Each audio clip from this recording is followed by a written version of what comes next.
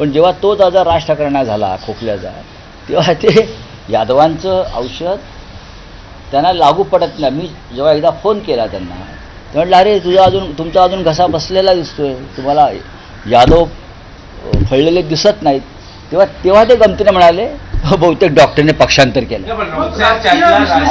अशी चर्चा आहे की राजकीय निवडणुकांच्या निकालासंदर्भातले एक सांकेतिक विधान त्यांची एका बघा, जे असा विचार करतायत त्यांनी स्वतःला विश्लेषक म्हणू नये. नाही राऊत साहेब, राज ठाकरेंच्या भाषणाचा फायदा उद्धव ठाकरेंना झाला असा त्यातला एक राजकीय विश्लेषणाचा हे जातोय. नक्कीच भाषणाचा काय, तुम्ही एकटे भाषण काय करून बसलात. राज ठाकरे आणि उद्धव ठाकरे एकत्र आल्याचा फायदा शिवसेनेला नक्की झालेला. हे मोकळेपणानं सांगायला उद्धव ठाकरेही मागे राहत नाहीत आणि आम्ही मागे राहत नाही. आणखी एक भावनिक क्षण होता, तुम्ही भगवी शाल देत होता राज ठाकरेंना, उद्धव ठाकरेंना राज ठाकरेंचा सत्कार करायला. थेट राज ठाकरेंनीच सत्कार केला उद्धव ठाकरेंचा. शेवटी ते आता बोललो ना, प्रीतिसंगम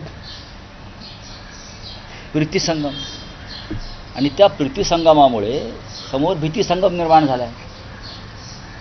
ते होतच राहिले यापुढे. पण राऊतसाहेब, महापौर पदाची निवडणूक पुढे ढकलली गेली आहे. दोन पक्षांची म्हणजे भाजप आणि शिवसेना शिंदे यांची अजूनही गट नोंदणी होत नाही. बहुतेक ती घटस्थापनेपर्यंत पुढे जाऊ शकते, कारण ते काय दोघांमधलं काय जुळत नाही आहे नीट. शिंदे रुसून बसलेले आहेत आणि रुसून बसलेल्या सुनबाई ज्या आहेत त्या सारख्या दिल्लीत फेऱ्या मारत आहेत आणि दिल्लीचे सासरेही ऐकायला तयार नाहीत. त्याच्यामुळे त्या नववधूची फार अडचण झालेली आहे. करे तो क्या करे, इज्जत का सवाल आहे. बाळासाहेबांचं जन्मशताब्दी वर्ष आहे, बोलून ते गेलो आमचा महापौर होणार. पण भारतीय जनता पक्ष असं कोणाला, त्यांची एक भूमिका अशी असते, माझं ते माझं आणि तुझं ते माझ्या बापाचं, या भूमिकेत हे सगळे लोक असतात.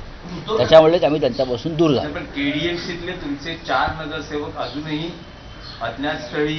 आता यात काय नवीन राहिलंय का? तुम्ही 4 दिवस 7 प्रश्न मिसिंगचा गुन्हा, बेपत्ता, लापत्ता, त्यांच्यात आम्ही पोस्टर लावणार ना. यांना कोणी पाहिलंय का? त्यांचे पोस्टर अख्ख्या कल्याण डोंबिवलीत लावू, महापालिकेत लावू, सभागृहात लावू, कल्याण डोंबिवलीच्या भाजपच्या कार्यालयात चिटकवू, शिंद्यांच्या कार्यालयात चिटकवू, मिसिंग म्हणून, मिसिंग पर्सन. आणि मग मिसिंग पर्सन ब्युरो नावाचा जो एक क्राईमचा रेकॉर्ड आहे त्यात त्या चौघांची नावं येतील. उद्धव ठाकरे जर मुख्यमंत्री झाले नसते आणि आदित्य ठाकरे त्यांचा मुलगा जर मंत्री झाला नसता तर शिवसेना कुठली नसते असं